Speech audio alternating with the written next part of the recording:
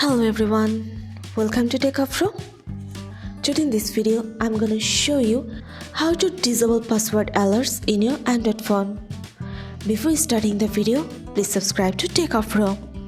So, let's get started. For this, you have to open your settings. Now scroll down. Now click on privacy.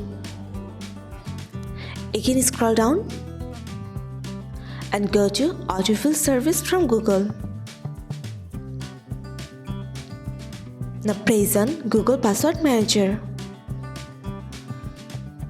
Press on settings.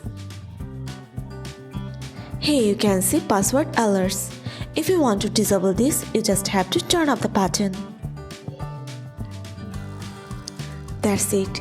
So this is how to disable password alerts in your Android phone. So guys, that's it.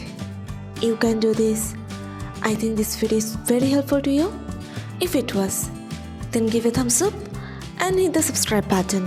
And thanks for watching.